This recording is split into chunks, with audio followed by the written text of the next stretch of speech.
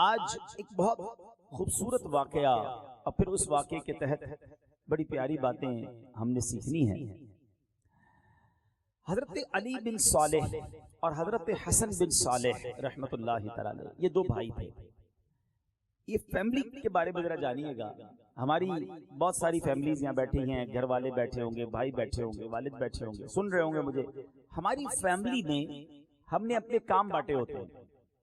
دکان ہے تو ٹائمنگ بانٹے ہوتے ہیں، صبح ایک بھائی جائے گا، شام کو دوسرا بھائی جائے گا، یہ دو بھائی فلاں دکان پہ جائیں گے، ایک بھائی فلاں دکان پہ جائے گا، والد صاحب یہ کریں گے تو بیٹے یہ کریں گے۔ نارملی کاموں کی ہم تقسیم کاری کرتے ہیں۔ جس فیملی کی میں آج بات کر رہا ہوں، انہوں نے دیکھو کیا تقسیم کاری کی تھی، ان کی ڈسٹریبیوشن آف ورک کیا تھا کہ یہ پورا جو گھرانہ تھا نا، یہ تلاوت قرآن کا بڑا شوقین تھا۔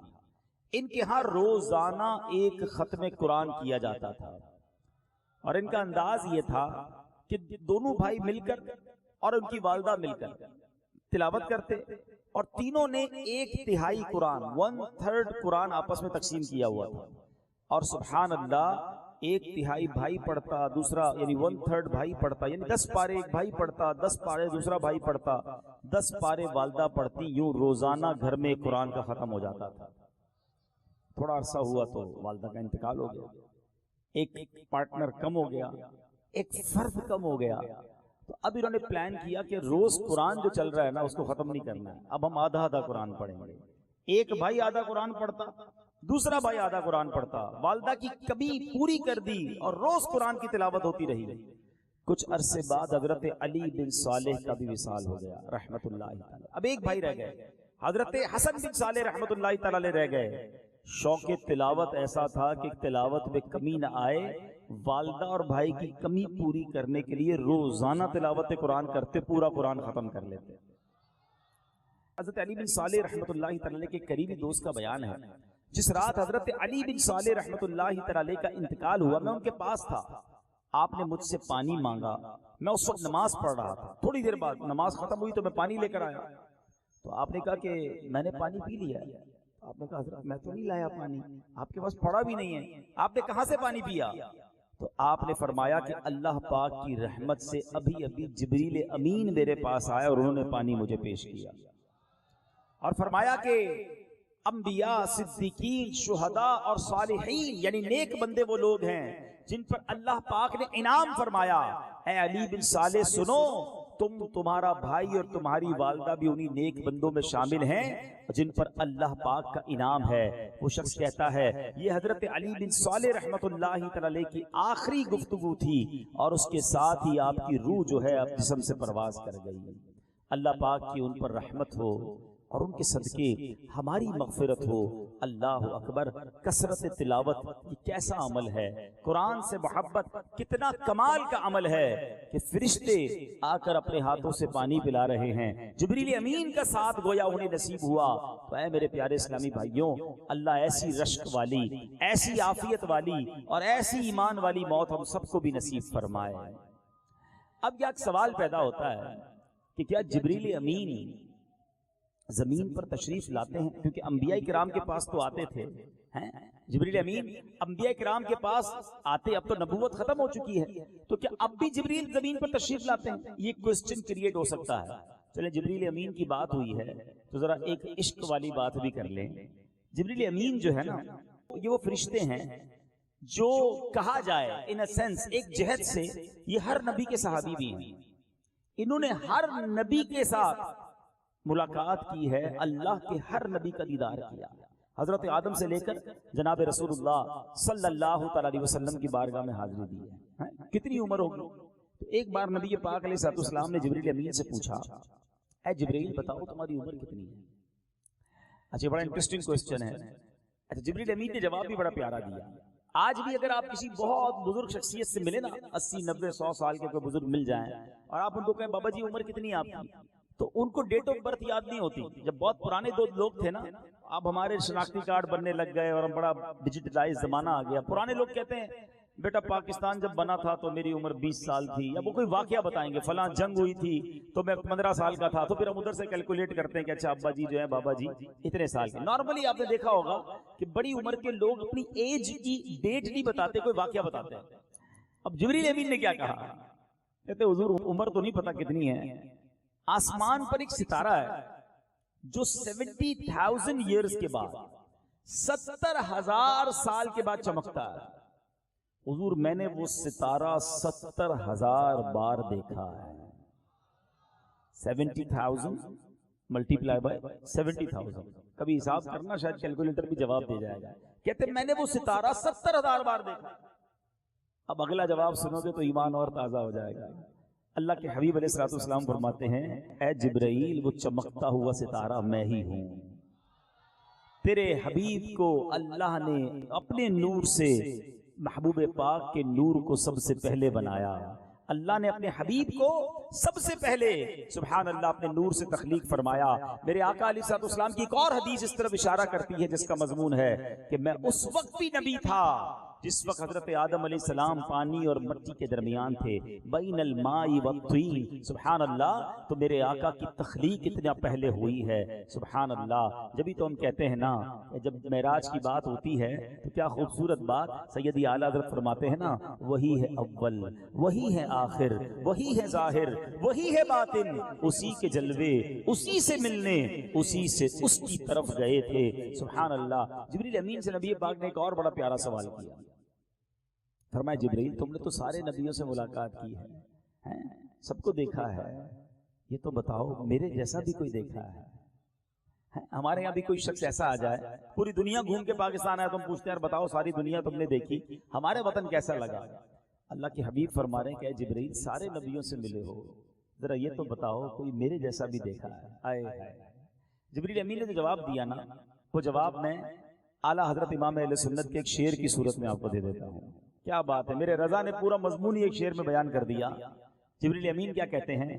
اعلیٰ حضرت کہتے ہیں یہی بولے سدرہ والے چمنے جہاں کے تھالے۔ سدرہ والے کون؟ جبریل امین، سدرۃ المنتہا پہ رہتے ہیں نا۔ یہی بولے سدرہ والے چمنے جہاں کے تھالے، آقا سبھی میں نے چھان ڈالے، تیرے پائے کا نہ پایا، تجھے یک نے یک بنایا۔ یا رسول اللہ آپ جیسا کائنات میں کوئی اور نہیں ہے۔ تو سبحان اللہ، نبی پاک علیہ الصلوۃ والسلام کی بارگاہ میں جبریل امین کتنی بار حاضر ہوئے، یہ ایک اور عشق والی بات ہے۔ اگر آپ ہسٹری پڑھیں نا تو کچھ انبیاء کے پاس 10 بار، کسی کے پاس 20 بار، کسی کے پاس 100 بار، کسی کے پاس 500 بار۔ نبی پاک کے پاس کتنی بار آیا؟ 24,000 مرتبہ، 24,000 ٹائمز۔ اب تھوڑے سے اگر جو حساب میں ماہر ہیں تو ذرا مزہ آئے گا جو میں کہنا جا رہا ہوں۔ نبی کے پاک علیہ الصلوۃ والسلام سے جبریل امین کی پہلی ملاقات کب ہوئی تھی؟ 40 سال کی عمر میں، جب آقا نے اعلان نبوت فرمایا تھا، پہلی وحی لے کر جبریل امین آئے تھے۔ کہاں آئے تھے پتہ بھی ہے کہ نہیں؟ غار حرا میں۔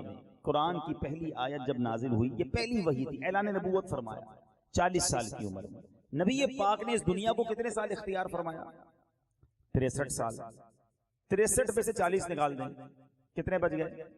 23 سال۔ 23 سال میں دن کتنے بنتے ہیں؟ ہاں یہ تھوڑا مشکل ہے، چلو آسان کر دیتا ہوں۔ ایک سال میں 365 دن، 10 سال میں کتنے ہوئے؟ 3650 دن، ٹھیک ہے۔ 20 سال میں کتنے ہوئے؟ تقریباً 7300 دن۔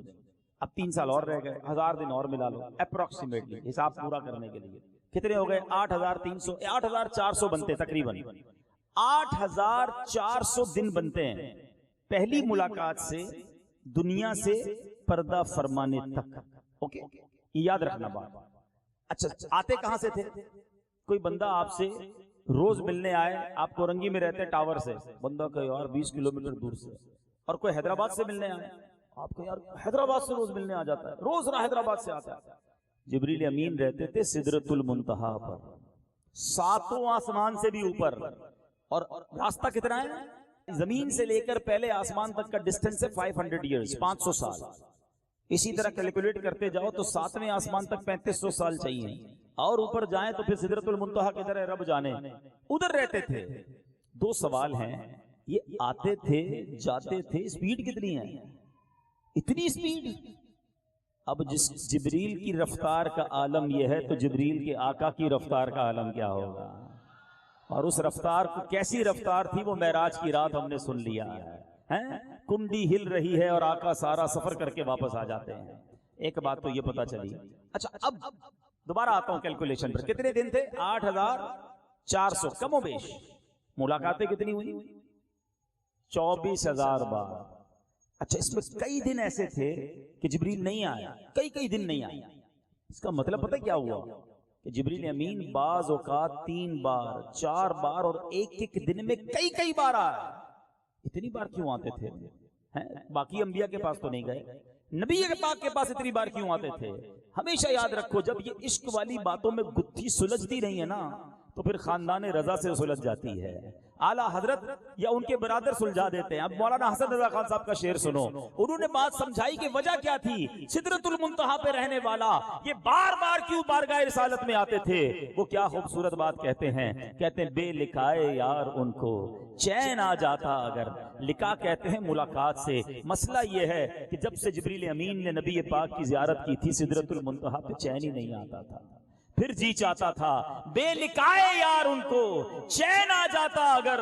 بار بار آتے نہ یوں جبریل سدرہ چھوڑ کر. ارے اس لیے آتے تھے کہ نبی پاک کے دیدار کے بغیر چین ہی نہیں آتا تھا. تو سبحان اللہ. مگر سوال اب واپس چلے، موضوع کہیں اور چلا گیا. تذکرہ جبریل ہوا تو آقا کی بات بھی ہو گئی. پھر آتے اس موضوع پر کہ وہ جو علی بن صالح رحمت اللہ تعالی علیہ ان کو تو دیدار ہوا حضرت جبرائیل کا. تو سوال یہ پیدا ہوتا ہے کہ انبیاء کے دور میں تو جبریل امین آتے تھے، اس کے بعد بھی آتے ہیں؟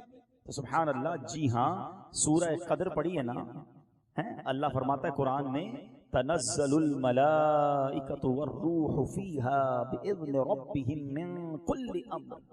اس رات فرشتے اور جبرائیل اپنے رب کے حکم سے ہر کام کے لیے اترتے ہیں. تو پتہ چلا کہ جبرائیل تو ہر شب قدر کو زمین پر آتے ہیں. تو سبحان اللہ. اللہ کرے کہ ہماری زندگی میں بھی کوئی ایسا لمحہ آئے، کوئی ایسا نیک عمل کرنے میں کامیاب ہو جائیں کہ جبریل امین علیہ الصلوۃ والسلام کا ہمیں بھی دیدار نصیب ہو، ہمیں بھی ان کا قرب نصیب ہو. اور سنو مرقات المفاتیح میں ہے ان جبرائیل یحضر موت کل مؤمن یکون علی طہارہ. فرمایا ہر مومن جو حالت وضو میں مرے نزاع کے وقت اس کے پاس حضرت جبرائیل آتے ہیں. ایک اور بات پتہ چلی کہ با وضو رہا کرو. ہاں، جتنا موقع ملے وضو ٹوٹ جائے پھر وضو کر لیں. رات کو سوتے وقت با وضو سویا کریں. ایک اور روایت میں آتا ہے کہ جو با وضو سوئے اور رات انتقال ہو جائے تو وہ شہادت کی موت پاتا ہے. تو ہمیں با وضو رہنا ہے. اور جس کی با وضو حالت میں موت ہوگی جبرائیل اس کے پاس آخری وقت تشریف لائیں گے. سبحان اللہ. تو اے میرے پیارے اسلامی بھائیوں، تلاوت قرآن کتنا کمال کا عمل ہے، اور قرآن کی تلاوت کی تو کیا ہی بات ہے. حضرت ثابت بنانی رحمت اللہ تعالی بڑے کمال کے بزرگ ہیں. آپ کے بارے میں آتا ہے بہت نیک تھے، پرہیزگار بندے تھے، ہمیشہ دن کو روزہ رکھتے، ساری رات عبادت کیا کرتے. حضرت ثابت بنانی کو تلاوت قرآن کا بہت شوق تھا. روزانہ ایک ختم قرآن کیا کرتے تھے. آپ کی خوبصورت عادت یہ بھی تھی کہ آپ جس مسجد کے قریب سے گزرتے اس میں 2 رکعت تحیت المسجد ضرور پڑھا کرتے. تحدیث نعمت کے طور پہ فرماتے ہیں کہ میں نے جامع مسجد کے ہر پلر کے پاس قرآن پاک کا ختم کیا ہے اور اللہ پاک کی بارگاہ میں گریہ وزاری کی ہے. ہر پلر پر جامع مسجد کے کہتے میں نے ایک قرآن ختم کیا. اتنا تلاوت کرتے تھے. اب جب آپ کا آخری وقت آیا، تدفین ہو گئی، تو تدفین کے وقت تدفین ہو گئی تو ایک اینٹ جو ہے وہ اچانک سے رکھ گئی. تو لوگ جب اٹھانے کے لیے جھکے تو حیران رہ گئے کہ آپ قبر میں کھڑے ہو کر نماز پڑھ رہے ہیں. آپ کے گھر والوں سے معلوم کیا گیا کہ یہ کیسے؟ تو ان کی شہزادی بتاتی ہیں کہ میرے ابو جان، میرے والد محترم روزانہ یہ دعا کیا کرتے تھے کہ یا اللہ اگر تو کسی کو مرنے کے بعد قبر میں نماز پڑھنے کی توفیق عطا فرمانا تو مولا مجھے بھی یہ شرف عطا کرنا. منقول ہے کہ جب بھی لوگ حضرت ثابت بنانی رحمت اللہ تعالی کی قبر کے قریب سے گزرتے تھے تو انہیں تلاوت قرآن کی آواز آیا کرتی تھی. آئے ہائے ہائے، دہن میلا نہیں ہوتا، بدن میلا نہیں ہوتا، خدا کے اولیاء کا تو کفن میلا نہیں ہوتا. اے میرے پیارے اسلامی بھائیوں، غور کیجئے، اللہ والوں کو تلاوت سے اتنی محبت تھی کہ قبر میں بھی تلاوت کرتے، قبر میں بھی اللہ سے دعا کی کہ اللہ مرنے کے بعد بھی نماز کی توفیق دینا. اے میرے پیارے اسلامی بھائیوں سنو، قرآن وہ کمال کی نعمت ہے. بدقسمتی سے آج بہت بڑی تعداد قرآن کے نور سے، قرآن کی قرب سے دور ہے. پیارے آقا علیہ الصلوۃ والسلام کی ایسی ایسی احادیث ہیں کہ ایمان تازہ ہو جاتا ہے. صاحب قرآن محبوب رحمان صلی اللہ تعالی علیہ وسلم نے فرمایا بروز قیامت قرآن کریم تشریف لائے گا اور تلاوت کرنے والے کی سفارش کرتے ہوئے فرمائے گا، عرض کرے گا اللہ کی بارگاہ میں اے رب کریم اسے زینت عطا فرما. چنانچہ تلاوت کرنے والے کو کرامت کا تاج پہنایا جائے گا. قرآن کریم کہے گا یا رب زدہ، اے اللہ اضافہ فرما. چنانچہ تلاوت کرنے والے کو کرامت کا لباس پہنایا جائے گا. قرآن عرض کرے گا یا رب ارض عنہ، اے رب کریم اس بندے سے راضی ہو جا. اللہ پاک اس سے راضی ہو جائے گا اور حکم ہوگا اے بندے قرآن کریم پڑھتا جا اور جنت کے درجات چڑھتا جا. یعنی جتنا قرآن پڑھتا جائے گا اتنا جنت میں اور اونچائی پر اور بلند مقام پر پہنچتا جائے گا. یہ ہے قرآن. قرآن وفا کرتا ہے، قرآن ساتھ دیتا ہے، قرآن چھوڑتا نہیں ہے کہ جو قرآن کو تھام لیتا ہے. بدقسمتی یہ ہے ہم نے بہت ساری چیزیں تھامی ہوئی ہیں. آج موبائل فون ہماری زندگی کا شاید سب سے اہم جز ہے اور اس موبائل فون کے سافٹ ویئرز ہیں سارا دن موبائل کے ساتھ ہیں. ہم کتنے سافٹ ویئر روز کھولتے ہیں. کئی سافٹ ویئر تو وہ ہیں جو دن میں 100 بار بندہ کھول کے دیکھتا ہے کہ کچھ میسج تو نہیں آیا، کوئی پیغام تو نہیں آیا. یہ سارے سافٹ ویئر آف لائن ہو جائیں گے جب میں اور آپ دنیا سے جائیں گے. ہو سکتا ہے کچھ لوگ بات بھی کریں کہ یار 2 دن ہو گئے آن لائن نہیں ہوا، 3 دن ہو گئے آن لائن نہیں ہوا، خیریت تو ہے؟ بندہ کدھر گیا؟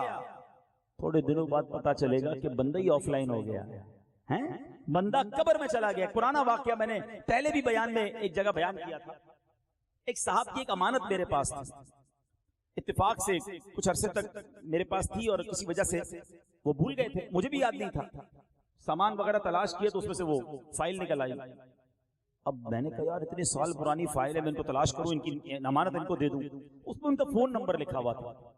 فون نمبر ملاؤں تو فون نمبر بند. اب میں نے کہا کدھر ڈھونڈوں ان کو،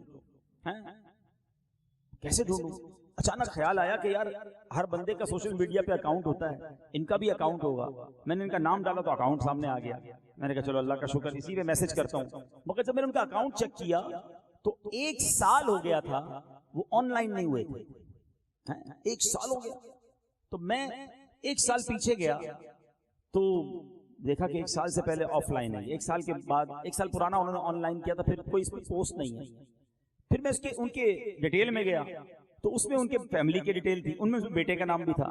بیٹے کے پیج پر گیا، ادھر جا کے میں نے میسج کیا کہ مجھے آپ سے بات کرنی ہے. تھوڑی دیر ہوئی تو ان کے بیٹے کا فون آ گیا. تو میں نے کہا فلاں صاحب کے بیٹے بول رہے ہیں؟ کہا. میں نے کہا والد صاحب کہاں ہیں؟ تو ان کا 1 سال پہلے انتقال ہو گیا. یعنی اس کا مطلب کیا ہوا؟ جو میں بات بیان میں کرتا تھا نا پریکٹیکلی میرے سامنے آ گئی کہ جب بندے نے اپنے سوشل اکاؤنٹ کو یوز کرنا چھوڑ دیا اس کا مطلب وہ بندہ دنیا سے ہی چلا گیا. ہم سب جب دنیا سے جائیں گے نا یہ سارے اکاؤنٹ سارے سافٹ ویئر آف لائن ہو جائیں گے. بہرحال اس بندے کے اس کے بیٹے سے رابطہ کیا، میں نے ان کی امانت لوٹا دی، بہت خوش ہوئے، دعائیں دی. مگر اب میں پھر آتا ہوں اپنے موضوع پر. مگر قرآن وہ نعمت ہے کہ جب ہم دنیا سے چلے جائیں گے تو قبر میں بھی آن لائن ہوگا، ادھر بھی سفارش کرے گا، محشر میں بھی سفارش کرے گا. اور قرآن اپنے پڑھنے والے کی مغفرت کروائے گا.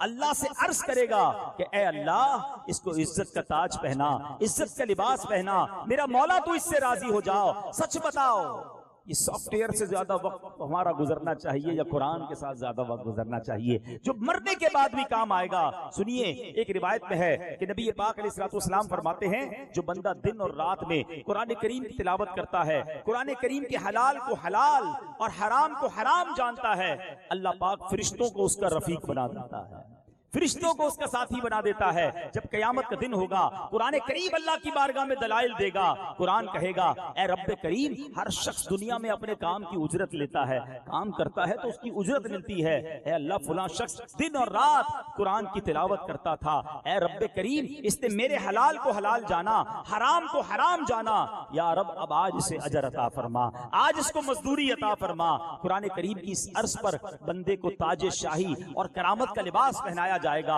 اللہ پاک قرآن سے فرمائے گا حل رضیتا، اے قرآن اب تو راضی ہے؟ قرآن کہے گا اے اللہ اس سے بھی افضل اجر عطا فرما، اور زیادہ اجر عطا فرما. اب اس بندے کو بادشاہت اور جنت عطا کر دی جائے گی. قرآن سے کہا جائے گا حل رضیتا، اے قرآن اب تو راضی ہے؟ قرآن کہے گا یا رب اب میں راضی ہوں. اللہ اکبر. قرآن ہمارے بارے میں رب سے بات کرے گا. وہ جب کرے گا نا تو ہم قرآن پڑھنے والے ہوں گے, جب ہمیں قرآن سمجھ آتا ہوگا ہم قرآن کے احکام پر عمل کرنے والے ہوں گے. مگر آج بہت بڑی تعداد شاید قرآن کھولے ہوئے بھی عرصہ ہو گیا. ہاں قرآن سے ہمارا تعلق ایک ہے, ہاں وہ بڑا گہرا تعلق ہے. وہ کیا ہے؟ جیسے ہی نئی دکان لینی ہے قرآن خوانی کرانی ہے, جیسے ہی نیا گھر لینا ہے قرآن خوانی کرنا. کون کرے گا قرآن خوانی؟ مدرسے کے بچے آ کے کریں گے. ہم تو نہیں کریں گے, ہمیں تو پڑھنا ہی نہیں آتا. بدقسمتی ہے کہ جس کے گھر پہ قرآن خوانی ہو اس کو بھی قرآن نہیں پڑھ رہا ہوتا, کیونکہ باقی دوسرے لوگ پڑھیں گے نا قرآن. یعنی قرآن کو ہم نے اپنے گھر اور اپنے دکان پر برکت کے لیے سمجھا ہے, بس پڑھنا کہاں ہے ہم نے قرآن, سمجھنا کہاں ہے. اچھا قرآن کو چوم کے رکھیں گے دلدان میں لپیٹ کر, ماشاءاللہ قرآن. اور قرآن کا ایک اور کام بھی ہے, ساری شادی میں ناچ گانے ہوں گے اور جب دلہن کی رخصتی کا وقت آئے گا تو قرآن یاد آئے گا, پتہ نہیں وضو بھی کرتے نہیں کرتے قرآن پکڑتے وقت, وہ دلہن کے سر پہ رکھ دیں گے. بھائی یہ قرآن اس لیے ہمارے پاس. اللہ اکبر. کیا اس لیے قرآن نازل ہوا؟ رب کا کلام اس لیے نازل ہوا کہ نہ پڑھنے کا ٹائم نہ سمجھنے کا ٹائم. حالانکہ اس قدر فضائل, اس قدر برکتیں. اللہ کرے کہ ہم قرآن کے نور کو سمجھنے میں کامیاب ہوں اور اس کی برکتیں ہم اٹھائیں. سبحان اللہ. سنیے اللہ کے حبیب علیہ الصلوۃ والسلام فرماتے ہیں, بعض اوقات آپ نے دیکھا ہوگا مسجد میں کچھ لوگ تلاوت کر رہے ہوتے ہیں اور کچھ لوگ دعا کر رہے ہوتے ہیں. دعا کرنا بھی عبادت, قرآن پڑھنا بھی عبادت. مگر سنو, قرآن پڑھنا کیسا کمال کا کام ہے. اللہ فرماتا ہے, حدیث قدسی ہے, نبی پاک فرماتے ہیں کہ رب فرماتا ہے جو بندہ تلاوت قرآن اور میرے ذکر میں مصروف ہونے کے سبب مجھ سے مانگ نہ سکے, میں اسے مانگنے والوں سے زیادہ افضل عطا فرماتا ہوں. بغیر مانگے رب عطا فرماتا, کیونکہ بیزی تھا قرآن میں مصروف ہونے کی وجہ سے وہ دعا نہیں کر سکا. اس کی وہ تلاوت اسے دعا مانگنے والے سے زیادہ عطا فرما دے گی. اللہ کے حبیب علیہ الصلوۃ والسلام فرماتے ہیں جس طرح اللہ کریم اپنی تمام مخلوق سے افضل ہے, ایسے ہی اللہ پاک کا کلام بھی باقی تمام کلاموں سے افضل و اعلیٰ ہے. اور سنو, بہت ساری عبادتیں ہیں مگر سب سے افضل عبادت کون سی؟ آقا فرماتے ہیں افضل عبادتی امتی قراءۃ القرآن, قرآن کریم میری امت کی افضل ترین عبادت ہے. مگر تلاوت قرآن نہیں کرتے. افسوس یہ ہے کہ تلاوت کرنا بھی نہیں آتا. ایک یہ بڑا مسئلہ ہے. قرآن پڑھتے بھی ہیں بہت سارے لوگ مگر قرآن صحیح پڑھنا نہیں آتا, اپنی مرضی کا قرآن پڑھ رہے ہوتے ہیں. قرآن عربی زبان میں ہے اور Arabic is the most sensitive language on earth. زمین پر سب سے زیادہ حساس زبان اگر کوئی ہے تو وہ عربی زبان ہے. ہا اور ہا کا فرق ہے, قاف اور کاف کا فرق ہے, اور معنی بہت دور ہو جاتا ہے. بہت آسان طریقے سے سمجھا دیتا ہوں کہ تھوڑا سا فرق کتنا فرق کر دیتا ہے. قاف, ٹھیک ہے, موٹا قاف, قاف سے آتا ہے قلب. قلب کے معنی کیا ہے؟ اتنا تو پتہ ہے نا کیا ہے؟ دل. امراض قلب کہتے ہیں دل. اور قلب کی جگہ کوئی پڑھتا ہے قلب, ڈنڈی والا قاف. سننے میں تو بہت تھوڑا فرق ہے, قلب اور قلب. مگر یہ قلب کا معنی کیا ہو گیا؟ کتا. اللہ اکبر. کدھر دل کدھر کتا. اب آپ سوچو کہ یہ چھوٹا موٹا فرق کر کے چل رہے ہوتے ہیں. اچھا پھر کچھ لوگ بڑے عجیب ہیں, ان کو سمجھاؤ نا یار آپ کی تلاوت ٹھیک نہیں ہے, آپ صحیح طریقے سے نہیں پڑھتے. کہتے اللہ معاف کرنے والا ہے. مولانا صاحب اتنا مشکل بھی نہیں ہوتا ہے. اچھا پہلے ہم سمجھاتے تھے نا تھوڑا مشکل تھا, لوگ مشکل سے سمجھتے تھے. اب یہ جب سے موبائل, سافٹ ویئر, ویب سائٹیں, ایپلیکیشن آ گئی, ہمارا کام بڑا آسان ہو گیا. اب میں آپ کو آپ کی زبان میں سمجھاؤں گا, اب آپ کو شاید جلدی سمجھ آ جائے. جو کہتے ہیں اب چل جاتا ہے, تھوڑا بہت فرق چل جاتا ہے, چلو میں ان کو سمجھا دیتا ہوں. موبائل میں آپ نے ایک پاس ورڈ لگایا, بینک اکاؤنٹ ہے آپ کا, اس پہ آپ نے ایک پاس ورڈ لگا دیا, یا آپ کی کوئی ویب سائٹ ہے آپ نے اس پہ پاس ورڈ لگایا ہوا ہے, ٹھیک ہے. اور مثال کے طور پہ آپ نے احمد نام کا پاس ورڈ لگایا, احمد 1226 سمجھانے کے لیے, اور آپ نے احمد جو ہے وہ اسمال ورڈز میں لکھا ہے. اب صرف احمد کا ایک کیپٹل ورڈ میں لکھ دیں, کھل جائے گی ویب سائٹ؟ بتاؤ, نہیں کھلے گی نا. اچھا یہ بھی تو احمد ہی ہے, صرف ورڈ ایک بڑا ہو گیا. اچھا 1226 کی جگہ ایک ہٹا دو, 226 کر دو, کھل جائے گی؟ نہیں کھلے گی. اچھا ایک کام کرو, چلو کچھ تبدیل نہیں کر, بیچ میں ایک نقطہ ہی لگا دو بس. احمد کے بعد ایک نقطہ لگاؤ, پھر 1226 کر دو, پھر کھل جائے گی. پھر تو کھل جانی چاہیے, تھوڑا ہی فرق ہے نا. نہیں کھلے گی. اچھا صرف نقطہ بھی نہیں لگاتے, صرف اسپیس دے دیتے ہیں بیچ میں. اب تو کھل جانی چاہیے یار, خالی جگہ ہی چھوڑی ہے بیچ میں, اور کیا کچھ ڈالا بھی نہیں ہے. سب کہہ رہے ہو نہیں کھلے گی، بڑے سمجھدار ہو، تمہاری ویب سائٹ جیسا لکھا تب کھلے گی، میرے رب کا قرآن جیسے پڑھو گے چل جائے گا۔ خود غور کریں نا، قرآن کریم جیسا نازل ہوا ہے، جس زبان میں نازل ہوا ہے، اس کے تقاضے پورے کرنے پڑیں گے، اس کو اسی انداز سے پڑھنا پڑے گا، ورنہ معنی کدھر کی کدھر چلا جائے گا۔ روزانہ نماز میں ہم پڑھتے ہیں الحمدللہ رب العالمین، کیا معنی ہے؟ تمام تعریفیں اللہ تعالیٰ کے لیے ہیں جو عالمین کا رب ہے۔ اس کا مضمون یہی بنتا ہے نا، اگر کوئی پڑھتا ہے الحمدللہ رب العالمین، معاذ اللہ، سننے میں فرق بہت تھوڑا ہے، الحمدللہ اور الحمدللہ، فرق کیا ہے؟ ہا کی جگہ اس نے کیا پڑھا؟ ہا، یہ دونوں الگ لفظ ہیں۔ اب اس کا معنی پتہ کیا بن جائے گا؟ معاذ اللہ، بولتے ہوئے بھی مزہ نہیں آ رہا، تمام شعلے اور برائیاں اللہ کے لیے۔ اب مجھے بتاؤ جو نماز ایسے پڑھ رہا ہے، نماز فائدہ دے گی، برکت دے گی؟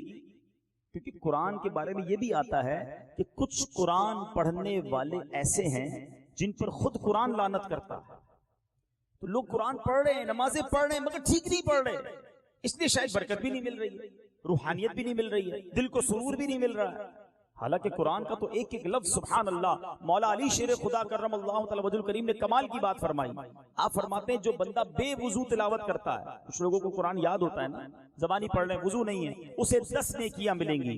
جو با وضو تلاوت کرے 25 نیکیاں ملیں گی۔ جو نماز میں بیٹھ کر قرآن کی تلاوت کرے ہر حرف کے بدلے 50 نیکیاں ملیں گی، اور جو نماز میں کھڑے ہو کر تلاوت کرے ہر حرف کے بدلے اسے 100 نیکیاں ملیں گی۔ وارے نیارے، اب تو ایک اور بات سیکھنے کو ملی، کاروباری لوگ بھی بیٹھے، پکے کاروباری بنو نا۔ اب مثال دے رہا ہوں، آپ کو سورہ ملک پڑھنی ہے یا سورہ یاسین پڑھنی ہے، قرآن کی کوئی ایسی سورت پڑھنی ہے جو آپ کو یاد ہے، تو بیٹھ کے پڑھنے کی بجائے کھڑے ہو جاؤ نا نفل کے لیے، نفل کی نیت کرو اور وہ سورہ یاسین پڑھ لو، سورہ ملک پڑھ لو، جو پڑھنی ہے اور یاد بھی ہے، صحیح یاد ہے، تو ایک حرف پر 100 نیکیاں کماؤ نا۔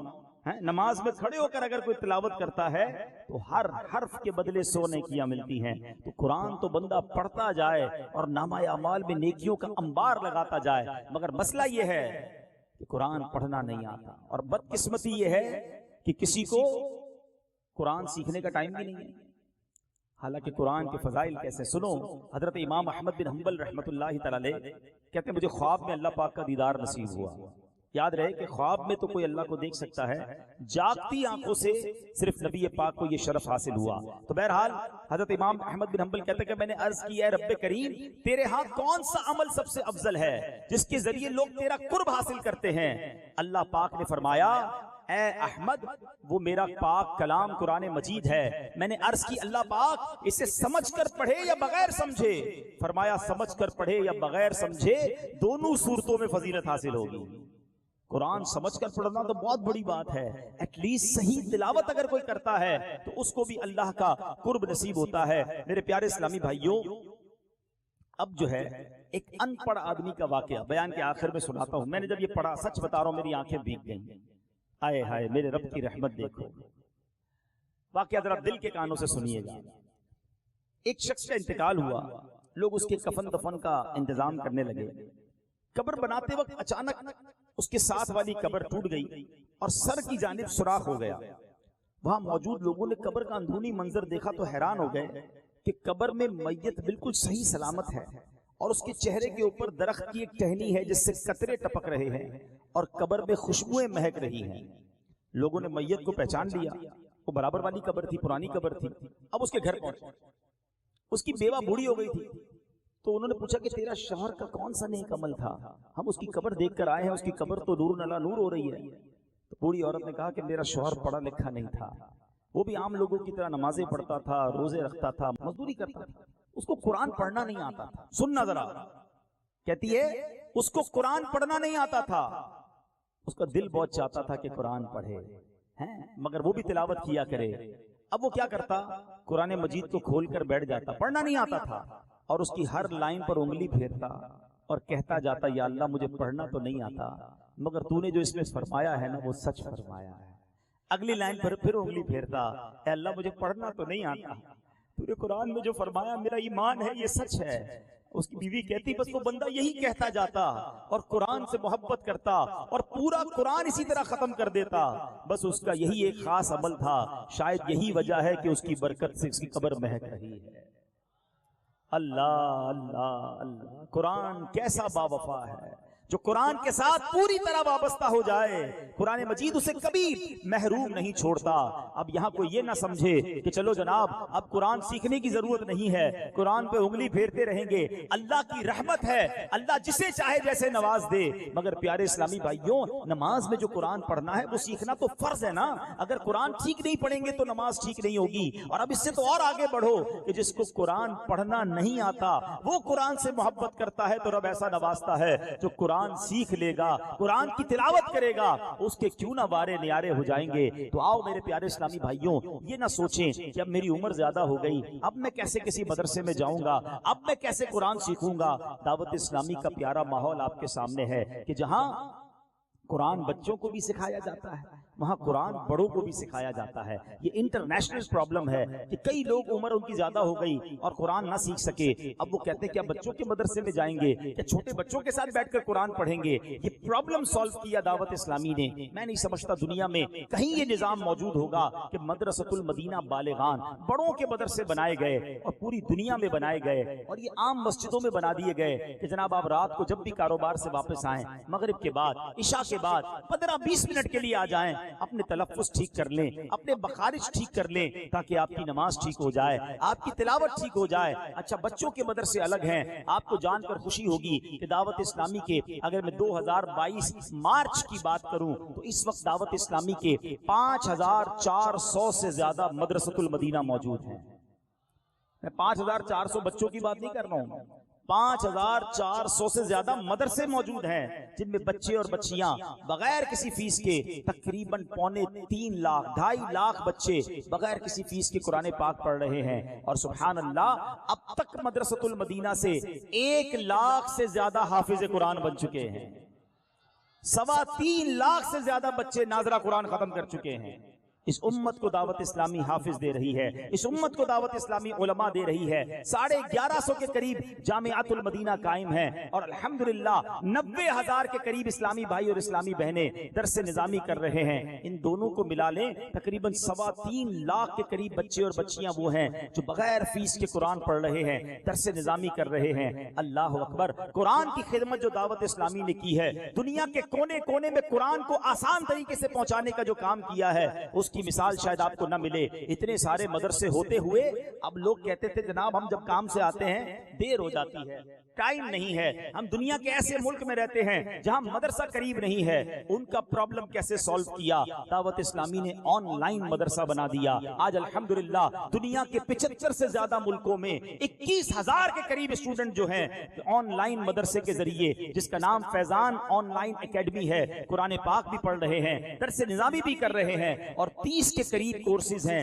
جن کے ذریعے علم دین پھیلایا جا رہا ہے۔ اللہ اکبر، اگر اتنا آسان قرآن پڑھنا ہو گیا، سیکھنا ہو گیا، اور یہ صرف دنیا بھر کے لوگوں کے لیے نہیں، آپ بھی آن لائن پڑھ سکتے ہیں۔ آپ کو لگتا ہے کہ دن میں ٹائم نہیں ہے، رات دیر سے فارغ ہوتا ہوں، آپ رات 12 بجے فارغ ہوں، 1 بجے فارغ ہوں، آدھا گھنٹہ اپنا بک کیجئے۔ اور اب جناب قرآن teacher.net یہ ویب سائٹ ہے، یہاں جا کر کوئی بھی آدھا گھنٹہ اپنی مرضی کا بک کر لیں، قاری صاحب آپ کو اکیلے آن لائن آ کر اپنے مخارج درست کروائیں گے، آپ کو قرآن پڑھائیں گے، تفسیر قرآن پڑھائیں گے۔ اللہ اکبر۔ اس کے بعد لوگ یہ بھی کہتے تھے جناب ترجمہ قرآن اب بڑا مشکل ہے، پرانی اردو میں لکھا ہوا ہے۔ اللہ اللہ، دعوت اسلامی نے یہ مشکل بھی آسان کی، آسان اردو میں ترجمہ قرآن کنز العرفان ہمیں عطا کیا، اور آسان اردو میں تفسیر قرآن صراط الجنان عطا فرما دی، اور تفسیر قرآن 10 جلدوں پر ہے۔ لوگ کہتے ہیں جناب اتنی بڑی جلد، اتنی بڑی کتاب 4-5 ہزار روپے کہاں خرچ کریں گے؟ بہت ساری چیزوں پر خرچ کرنے کے لیے بندے تیار ہو جاتے ہیں، جوتے لینے ہیں، کپڑے لینے ہیں، موبائل لینے، سب لیں گے، قرآن اور تفسیر خریدنے کا ٹائم نہیں۔ یہ ان کا بہانہ بھی ختم کیا، ہم نے آن لائن فری میں تفسیر قرآن ڈاؤن لوڈ کے لیے رکھ لی کہ چلو موبائل میں ڈاؤن لوڈ کر لو، فری میں تفسیر قرآن پڑھ لو۔ ایک اور بہانہ لوگ کرتے تھے، ایک اور ایکسکیوز کہ جناب اردو پڑھنا نہیں آتی، مشکل ہے، آنکھیں کمزور ہیں۔ دعوت اسلامی والوں والوں نے یہ مشکل بھی آسان کی، ترجمہ قرآن بھی اور اب تو تفسیر قرآن بھی الحمدللہ آڈیو میں جاری کر دی۔ چلو پڑھ نہیں سکتے سن لو، اب مجھے بتاؤ اور کیا چاہیے کہ ہر وہ طریقہ اپنایا گیا کہ ہر مسلمان جو ہے بچہ قرآن پڑھنے والا بن جائے، ہر اسلامی بہن تک قرآن پہنچے، ہر اسلامی بھائی تک قرآن پہنچے اور قرآن کی سمجھ بوجھ پہنچے، صحیح مخارج بھی پہنچے، ترجمہ قرآن بھی پہنچے، قرآن کے واقعات ریکارڈ کروائے، قرآن کی وہ آیتیں الگ سے ریکارڈ کروا دی ہم نے کہ جس میں اللہ نے مومنوں سے ڈائریکٹ بات کی ہے۔ ویسے تو پورا قرآن سمجھنا ہے مگر آپ کو معلوم ہے تقریباً 89 جگہ وہ ہے قرآن میں، 90 ٹائمز اللہ کریم نے مجھ سے اور آپ سے ڈائریکٹ بات کی ہے۔ اے ایمان والو، یا ایھا الذین آمنو کہہ کر مجھے بتاؤ کہ وہ آیتیں پڑھ لی؟ اللہ کا ڈائریکٹ پیغام ہے میرے اور آپ کے لیے۔ کیا اللہ کو یہ جواب دے سکو گے کہ مولا ٹائم نہیں تھا، بہت بیزی تھا، قرآن پڑھنے اور سمجھنے کا ٹائم نہیں ملا؟ اب لوگ کہتے ہیں وہ 90 آیتیں کیسے ڈھونڈیں، اتنا بڑا قرآن ہے۔ ہم نے وہ 90 آیتیں بھی الگ کر دی، اس کی آڈیو ریکارڈنگ بھی کر دی، اس کی ویڈیو پروگرام بھی ریکارڈ کیے، وہ بھی یوٹیوب پہ جاری کیے، وہ بھی مدنی چینل پر جاری کیے۔ لیکن اگر پھر بھی ہم پڑھنے کے لیے تیار نہ ہوں تو بتائیں قصور کس کا ہے؟ ایسا نہ ہو قیامت کے دن شرمندگی اٹھانی پڑے۔ اے میرے پیارے اسلامی بھائیوں، آج سب نیت کر لو، تو آئیے میں بھی نیت کروں، آپ بھی نیت کریں کہ روزانہ تلاوت قرآن کریں گے انشاءاللہ۔ جس کی نیت پکی بنتی ہے وہ ہاتھ اٹھائے کہ انشاءاللہ روزانہ تلاوت قرآن کریں گے۔ اور ایک اور عرض کروں گا، ایک بار فقط ایک بار کسی صحیح قاری صاحب کو اپنی نماز اور اپنی تلاوت سنا دیں کہ حضرت آپ سن لیں میں نماز میں قرآن پڑھتا ہوں، یہ ٹھیک پڑھتا ہوں کہ نہیں۔ ہم فری سروس دے رہے ہیں نا آپ کو، اس مسجد میں بھی بلکہ تمام محلوں میں جدھر جدھر میری آواز جا رہی ہے، تقریباً پاکستان بھر میں کسی بھی دعوت اسلامی والے کو پکڑ کے یہ پوچھ لیں بھائی یہ بتائیں آپ کا مدرسہ کدھر ہے، بڑوں کا مدرسہ کہاں ہے اور کتنے بجے لگتا ہے، وہ رات کو چلے جائیں ان کے پاس، ان کو کہیں میں نماز سناتا ہوں، قاری صاحب آپ نماز سنیں، وہ نماز سنیں۔ اگر آپ کہتے ہیں آپ کی نماز میں غلطی ہے تو چند دن اور جانا شروع کر دیں، تھوڑے دنوں میں آپ کی نماز ٹھیک ہو جائے گی، آپ کی تلاوت قرات کے جو مسائل ہیں وہ ٹھیک ہو جائیں گے، اب آپ کو تسلی ہو جائے گی جو میں پڑھ رہا ہوں وہ صحیح پڑھ رہا ہوں۔ تاخیر نہ کریں، قرآن سیکھ کر پڑھیں، انشاءاللہ وارے نیارے ہو جائیں گے، آپ کے دل میں وہ نور قرآن کا داخل ہوگا کہ آپ کو بہت لطف آئے گا۔ میں رب کریم سے دعا کرتا ہوں کہ اللہ مجھے بھی اور آپ کو بھی کثرت سے تلاوت قرآن کرنے کی توفیق عطا فرمائے، قرآن پاک سے سچی دوستی عطا فرمائے اور قرآن پاک کے نور سے ہمارے دلوں کو منور فرمائے۔ آمین بجاہ النبی الامین صلی اللہ تعالی علیہ وسلم۔